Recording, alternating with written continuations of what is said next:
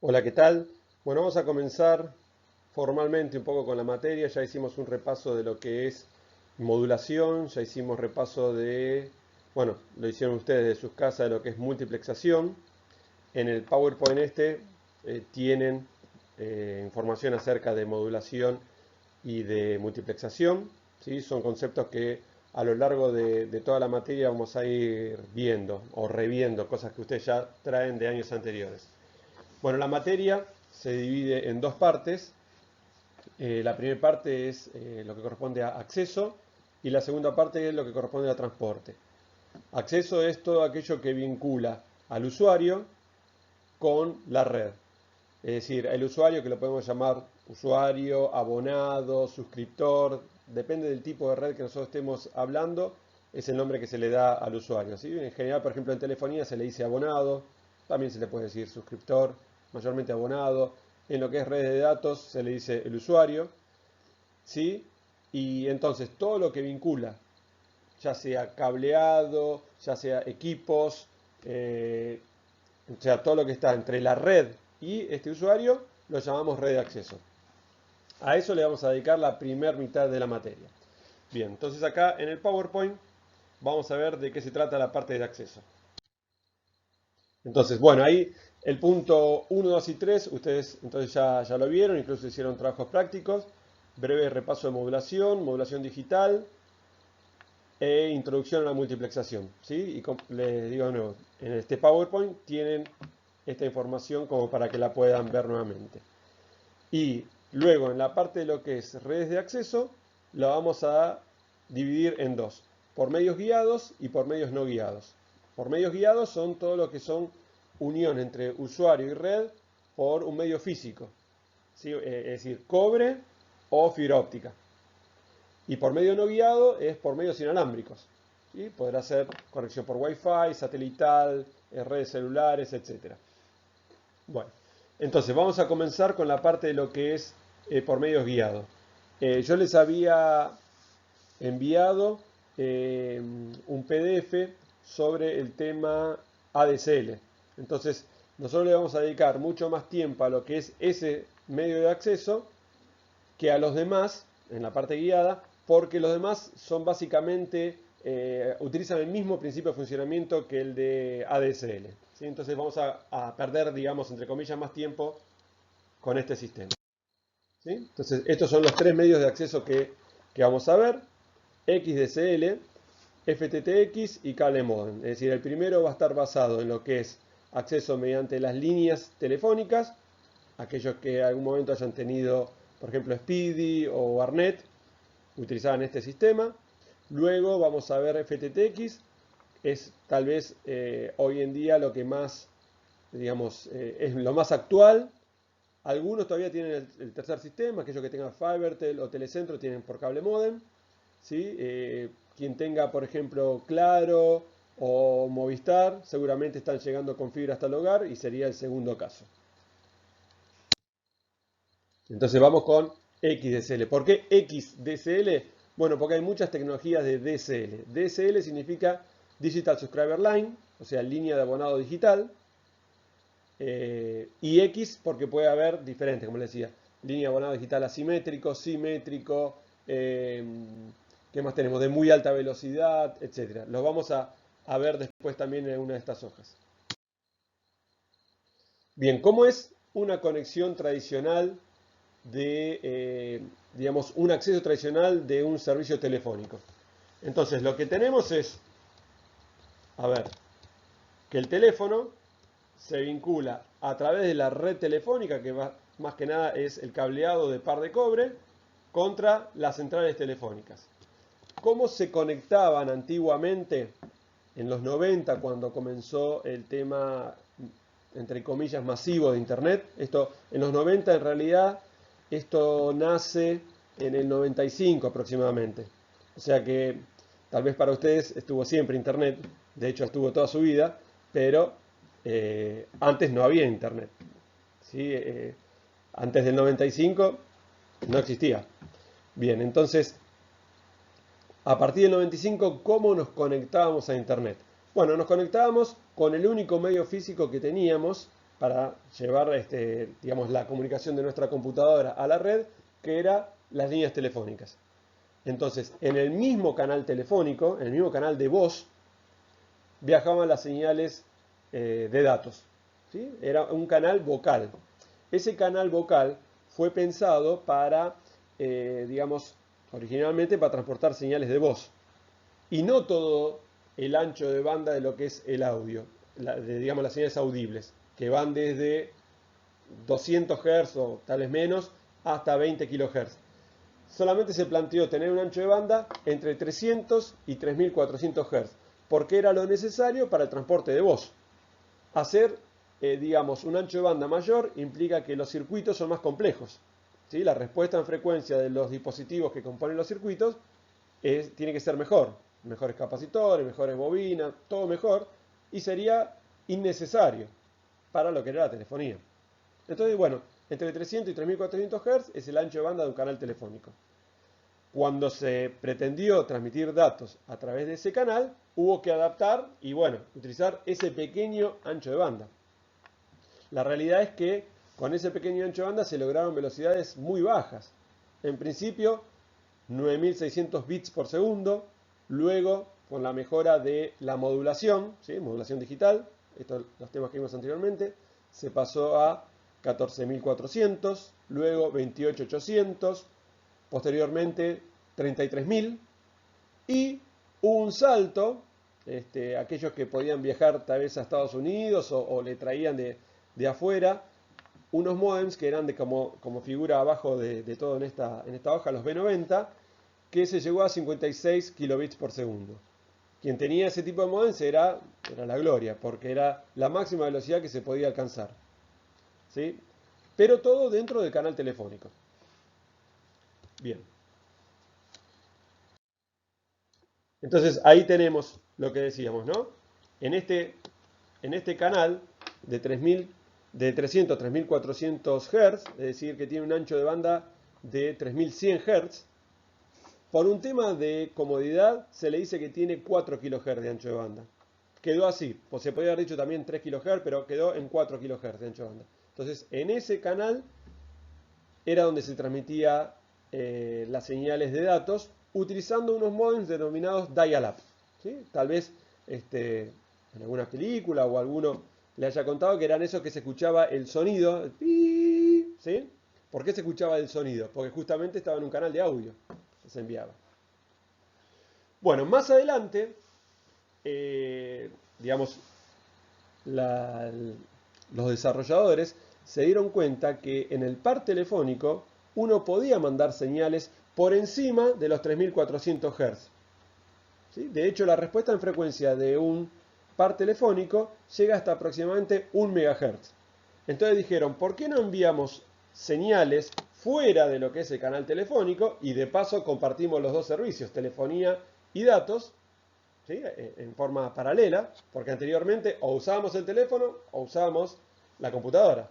Entonces decían, ¿por qué no enviamos señales en esta parte del espectro?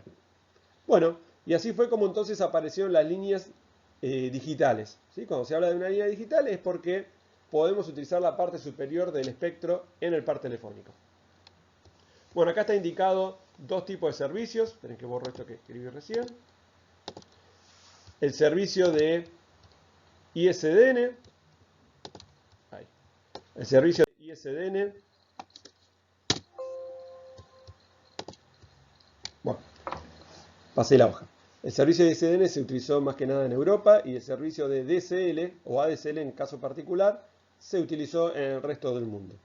En particular, bueno, esto fue un desarrollo en Estados Unidos. Entonces, ¿la idea cuál es? Conecto utilizando el par telefónico, ¿sí? Conecto tanto el teléfono como la computadora hacia lo que es el lado central. El lado central es el proveedor. Entonces, en el proveedor, lo que va a haber que hacer, lo vamos a ver en las hojas siguientes, es separar lo que es la telefonía, que vaya hacia las centrales telefónicas, de lo que es la parte de datos, para que vaya hacia la parte de redes de datos. ¿Sí? Las velocidades en principio que se podían alcanzar están indicadas aquí. ¿Sí? Entonces, 8,1 megabits por segundo en bajada y en subida 800 kilobits por segundo. ¿Por qué esa diferencia entre la bajada y la subida?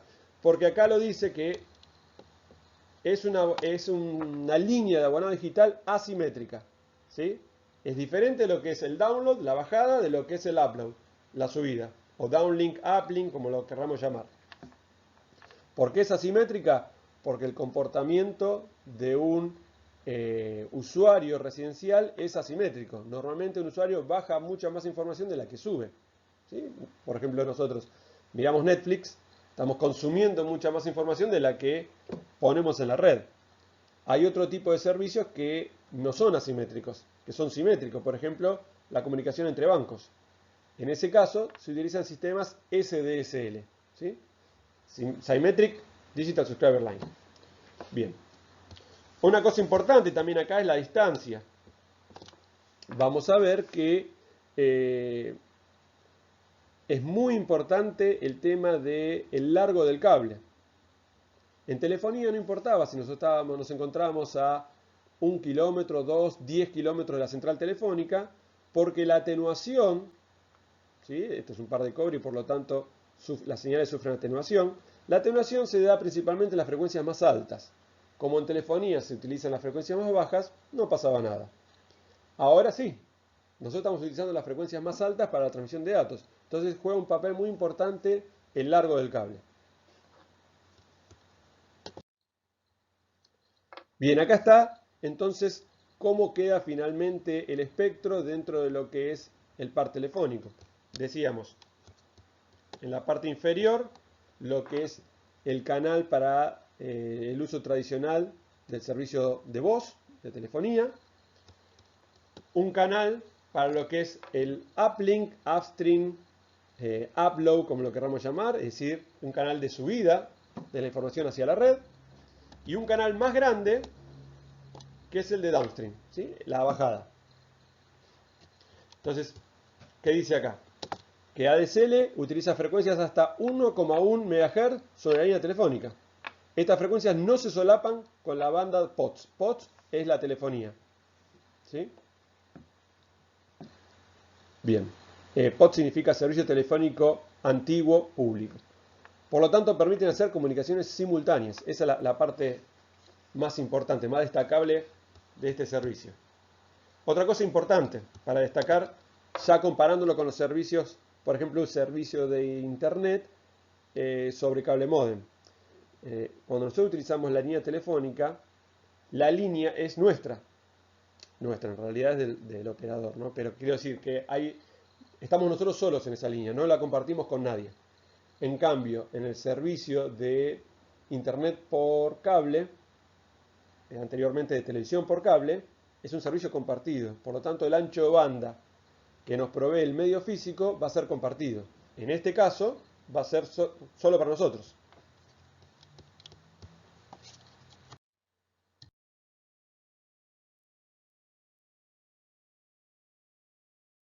Bueno, existen varios estándares que definen diferentes cosas respecto a ADSL, velocidades, largos de cable, etc. ¿Sí? Esto arranca las definiciones en el año 95 y sigue, incluso ahí hasta, si mal no recuerdo, hasta el año 2004, 2005, diferentes estándares.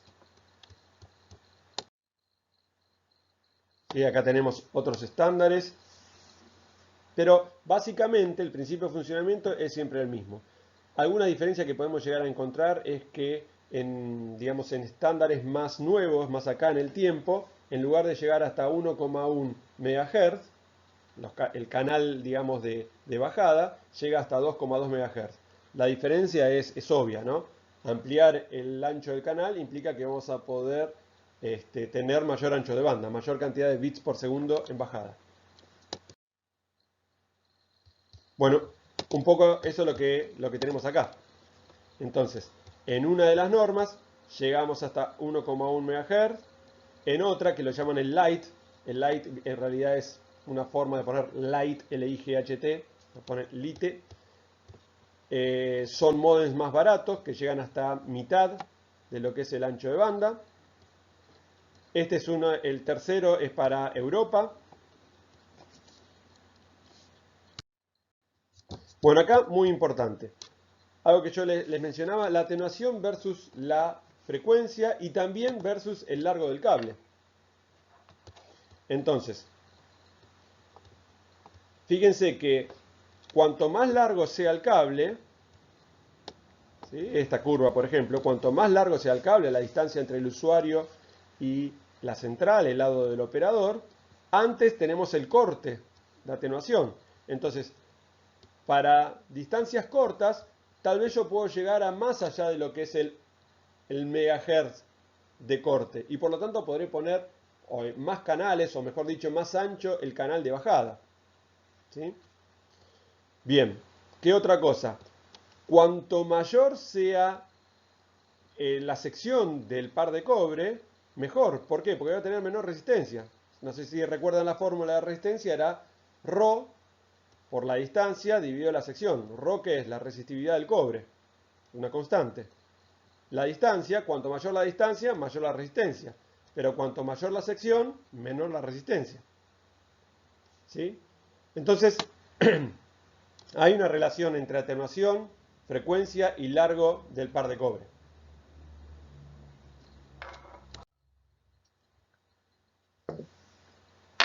Bien, un ejemplo acá, simplemente que tenemos que para un par de cobre que tiene 0,5 milímetros cuadrados de sección, con una distancia de 4 kilómetros, hay una pérdida de 32 decibeles. Y con una distancia de 5 kilómetros, hay una pérdida de 55 decibeles. No sé si recuerdan bien cómo es la relación entre decibeles y potencia. En todo caso, después haremos otro video para recordarlo.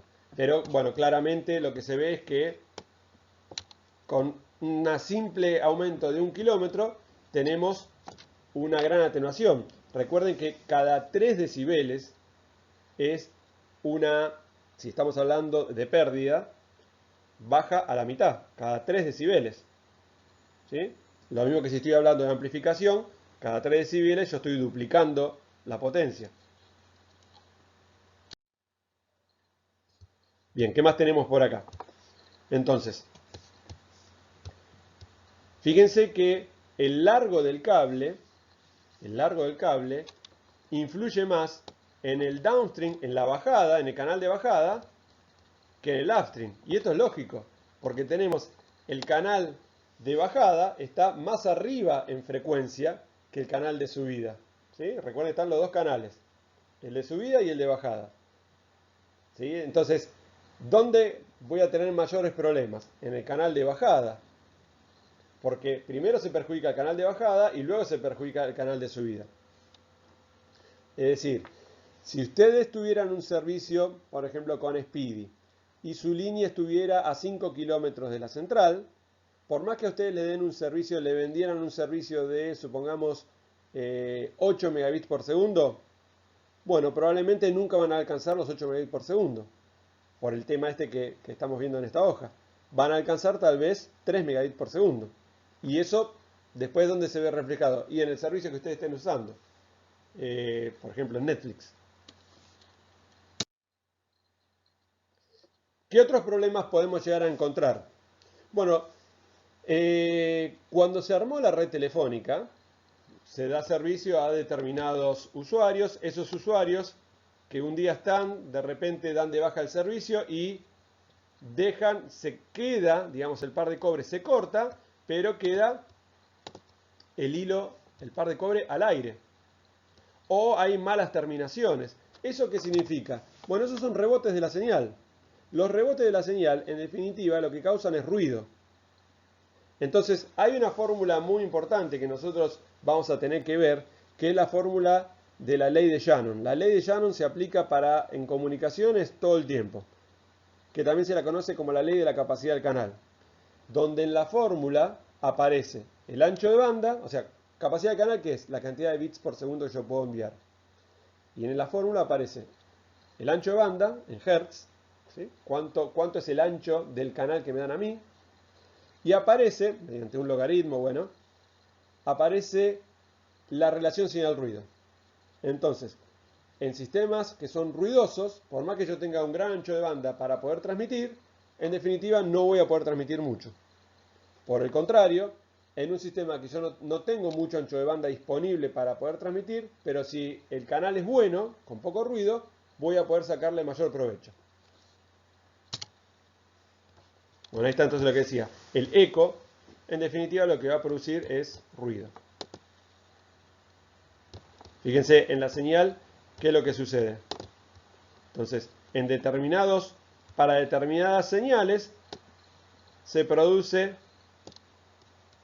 un aumento o una disminución de la atenuación. Esto en realidad acá no se tendría que llamar atenuación este gráfico, porque la atenuación va aumentando a medida que subimos de frecuencia. Sería la señal acá. La señal va disminuyendo a medida que sube la frecuencia. ¿Sí? Entonces para determinados lugares, para determinadas frecuencias, puedo llegar a tener atenuaciones. Un ejemplo clásico en ASL de atenuación de frecuencias se debe a, por ejemplo, fíjense que decimos que llegamos hasta el megahertz.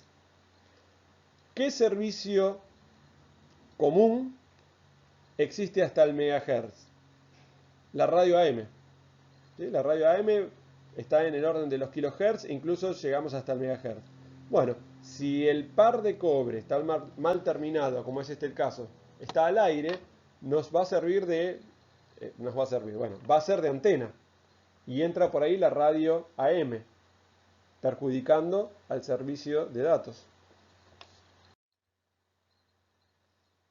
Bien, ¿qué otra cosa podemos llegar a tener? Nosotros yo les decía que el par de cobre es nuestro, solamente nuestro, pero la realidad es que las empresas telefónicas cuando hacen un despliegue tienen un multipar, es decir, tienen un gran cable donde adentro van un montón de pares de cobre. Si bien son independientes entre sí, están próximos uno con el otro. Entonces, esa proximidad lo que puede hacer es que se produzca, como dice acá, el crosstalk. En castellano es la diafonía o interferencia cruzada. Es decir, que una comunicación que está en un par de cobre se induzca en el par de cobre próximo a él. Para evitar esto, una de las cosas que se hace es o se le pone blindaje a los cables, cosa que encarecería el par de cobre, o lo que se hace es se cruza los cables. Al cruzarlo, se evita la interferencia de uno con otro. Entonces, siempre que ustedes vean un par telefónico, lo van a ver cruzado, lo que hay que evitar es descruzarlo, digamos, porque en ese caso se comporta como una antena. Bien, ¿de qué forma podríamos entonces aumentar la velocidad de datos, como dice aquí, y respetar la restricción sobre la velocidad de símbolos? Bueno, ¿cómo podemos aumentar en un sistema la velocidad? Hay tres formas. O disminuyo el ruido. Para disminuir el ruido tendría que cambiar el cable o tendría que acortar la distancia entre el usuario y el operador.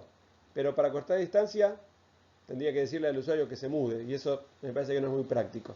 En realidad, ojo, una de las soluciones que se usa es acortar la distancia acercando al operador al usuario.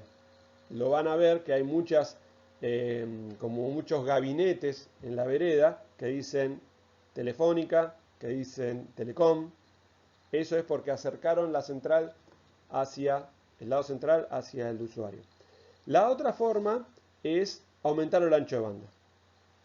¿Sí? Dije que eran tres formas, ¿no? Aumentar el ancho de banda. El ancho de banda también estamos hasta 1,1 MHz. Mucho no podemos hacer. La tercera forma, y esta sí se puede trabajar, y ustedes también lo saben, es mejorar la modulación digital.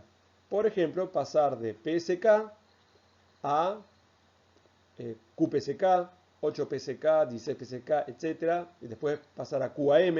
Entonces, aumentando la modulación digital, nosotros aumentamos en definitiva la capacidad del canal, la cantidad de bits por segundo que yo puedo enviar. ¿Sí? Bien. Bueno, esto lo pasamos.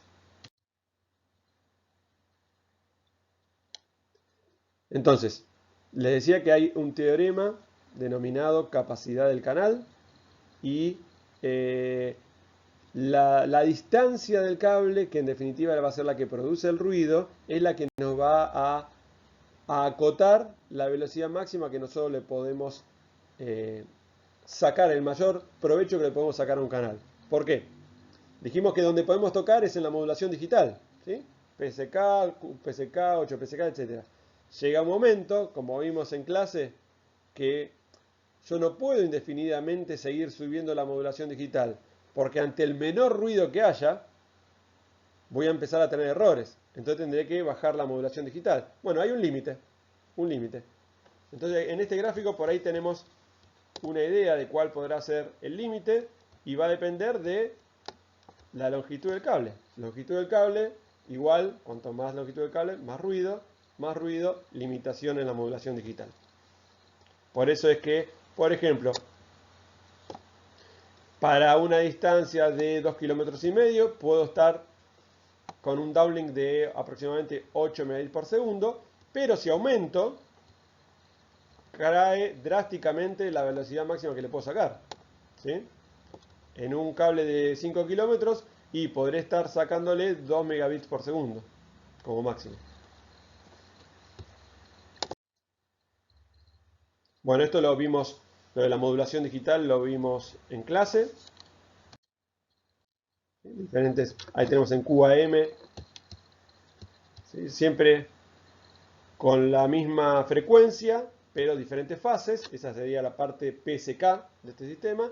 Y con diferentes amplitudes, que sería la parte de ASK de un sistema QAM. ¿Sí?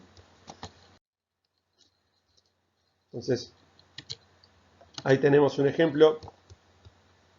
A ver, ¿qué es lo que pasa? Si aparece ruido en la línea, lo que termina sucediendo es que puede ser que, supongamos, yo quería transmitir 1001, en este caso, 1001, y por un ruido me llega 1011. Entonces, bueno, el ruido nuevamente es el limitante. Ya sabemos que tendremos que poner algún sistema para detectar los errores, ¿no? Eso siempre. Bien, ahora, ¿qué sucede? El ruido dijimos que lo que hace es, en definitiva, va a meter errores y después tendré que detectarlos y tendré que pedir retransmisión o corregirlos. Bien, ¿qué se hace en ADSL? En ADSL, en lugar de tener un gran canal para la bajada y un gran canal para la subida de datos, lo que se hace es, cada uno de estos grandes canales se lo divide en canales más chiquitos, ¿sí? De forma tal de que el ruido potencial que hubiera influya solamente en algunos de los canalcitos y no en todo el gran canal, ¿sí? A esto se lo llama, esta forma de dividir el canal en canales más chiquitos, se lo llama DMT. Discrete multitone, ¿sí? Multitonos discretos. Bueno, esto de nuevo con el QAM. Ahí está, entonces, en ASL se divide todo el espectro en 255 portadoras. Cada una de estas portadoras tiene un ancho de banda de 4,3 kHz. Para lo que es el uplink, se utilizan las portadoras que van desde la numeración. La numeración arranca desde 0 Hz. ¿Sí? Las primeras, ¿quién va a estar en las primeras o en la primera portadora? Va a estar el canal telefónico. Después se deja un espacio y luego viene el canal de subida. Se deja un espacio y luego viene el canal de bajada.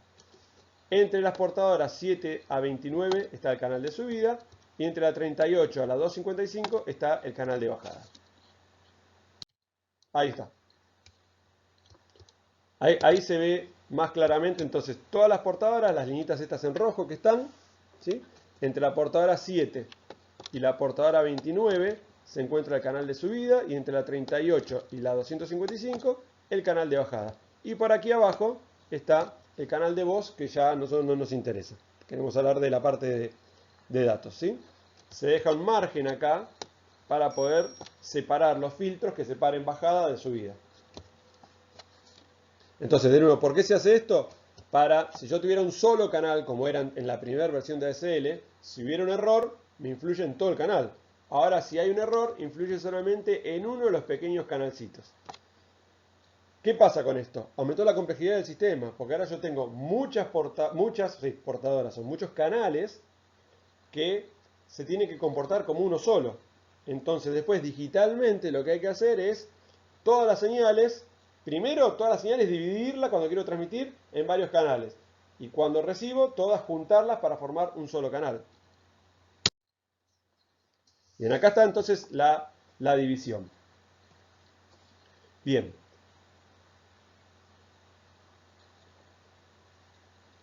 Previo a la comunicación entre lo que es el módem del usuario y el módem del lado del operador, se hace un análisis de la línea. Se manda una señal de prueba para ver cuál es la amplitud máxima de la señal que yo puedo enviar. ¿Por qué? Y porque por ahí la línea tiene determinados problemas, está mal, digamos, mal empalmada o tiene ruido por cualquier motivo. Entonces, en lugar de darme una curva plana, una respuesta plana en frecuencia, tal vez en algunos lugares tienen unas subidas, unas bajadas, que este sería, ¿sí?, el caso. Fíjense que la atenuación del cable tiene esta respuesta, por lo tanto, bueno, y los filtros también, ¿no? Por lo tanto, en realidad, cada canal va a tener una amplitud máxima determinada justamente por la respuesta en frecuencia de la línea y de los filtros. Esa amplitud, ¿cómo la traducimos nosotros? En la cantidad de bits por segundo, en la capacidad del canal, que puedo transmitir en cada uno de estos canales finitos, ¿sí? Si la respuesta en frecuencia justo en ese canal es muy mala, podré transmitir muy poca información. Si es muy buena, podré transmitir mucha información.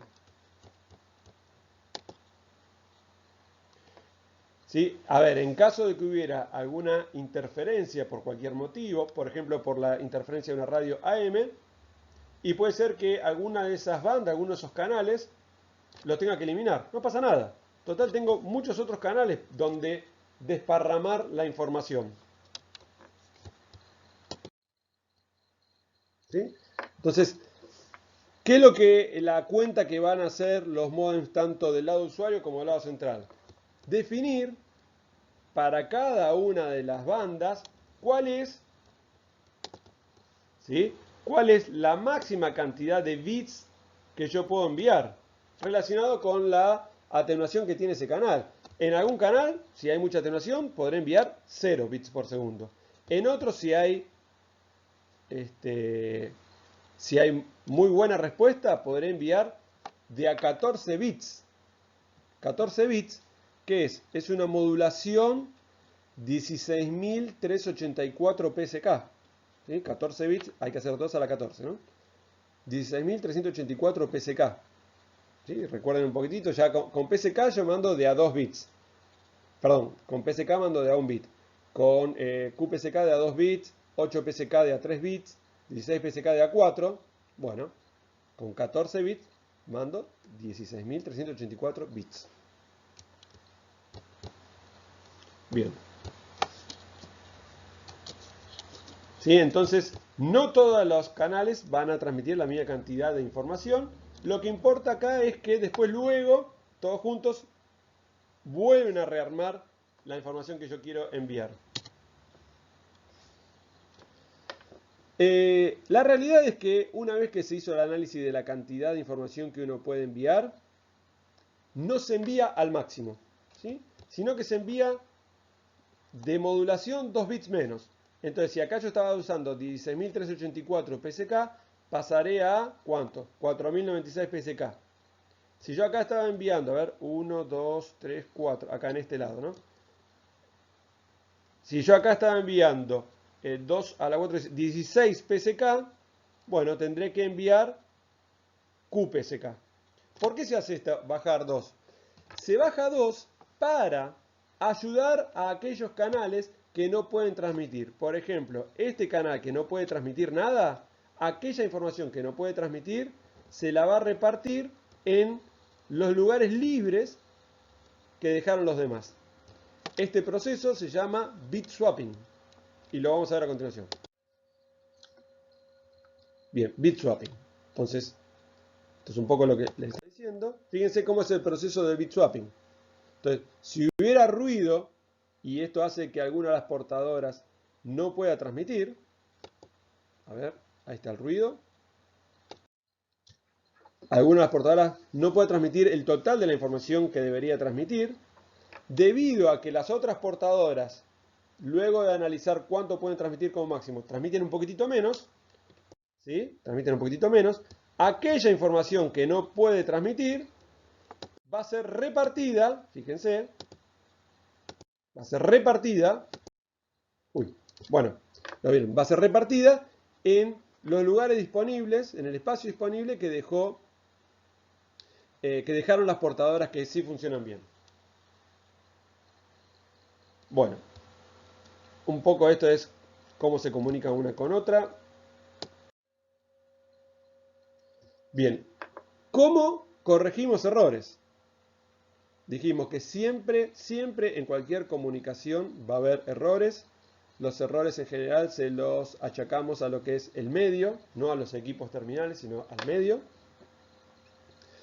¿Sí? Entonces, vamos a tener que detectar y potencialmente corregir errores. Para corregir errores, yo voy a tener que, primero, para detectar errores, voy a tener que enviar junto con la señal útil, voy a tener que enviar más información de redundancia. Ustedes habrán visto el código Hamming, por ejemplo. Más información de redundancia para que le sirva al receptor para detectar si hubo o no errores. Cuanto más grande sea la redundancia, podré detectar y potencialmente corregir los errores. ¿Sí? A ver, uno de los códigos que se utiliza es el Reed Solomon, ¿sí? Que me permite corregir errores. ¿Qué hace este código?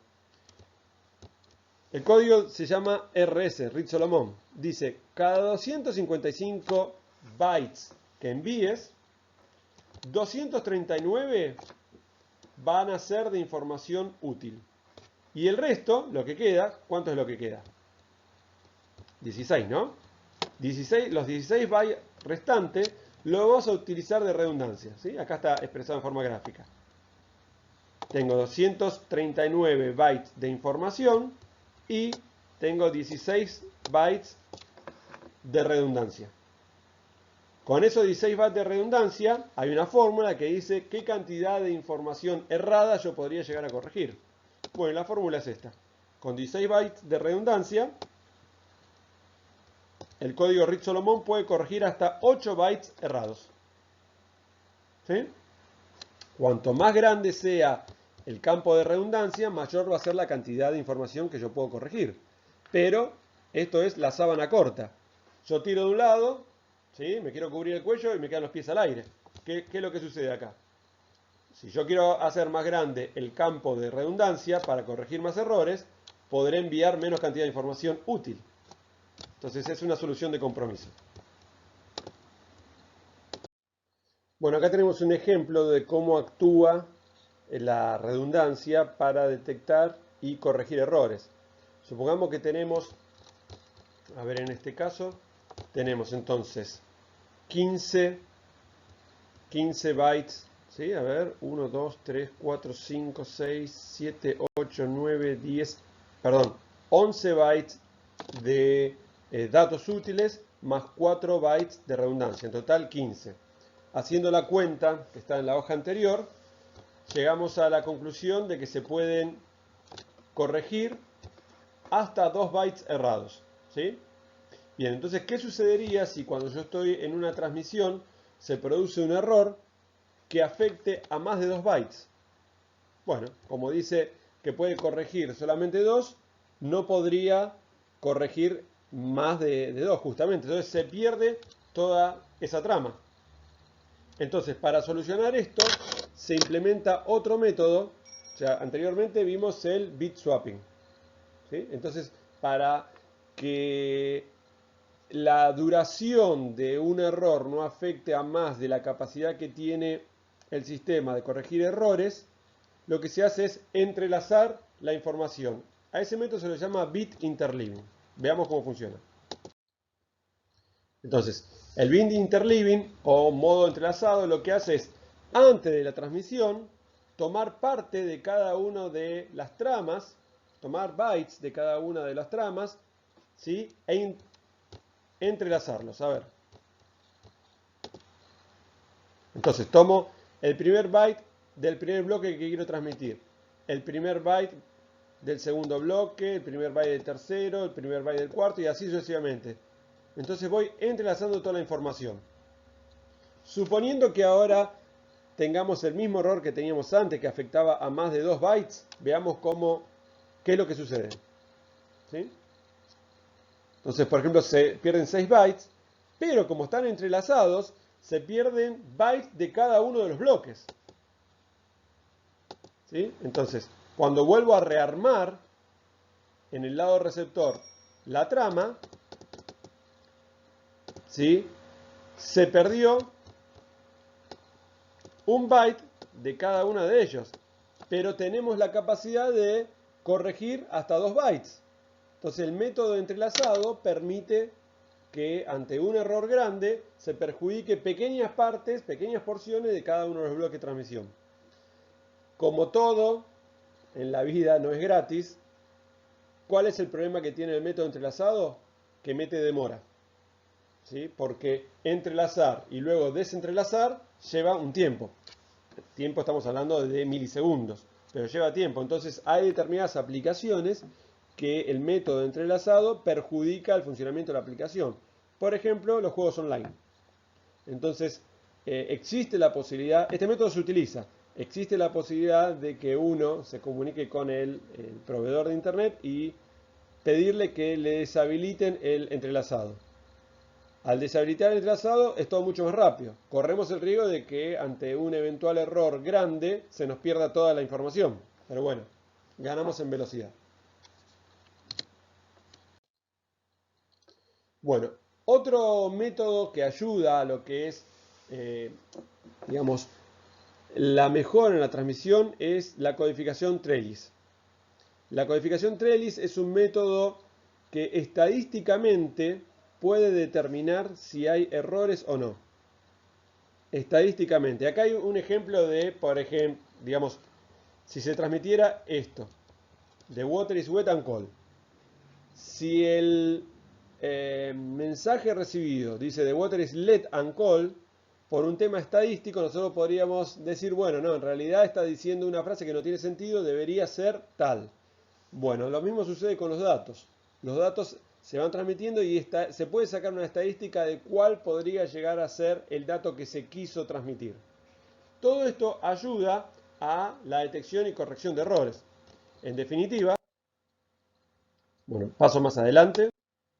En definitiva, lo que termina sucediendo es que cuando yo tengo un sistema, por ejemplo, transmitiendo con una codificación 16 QAM y previendo tener el ver es la tasa de error.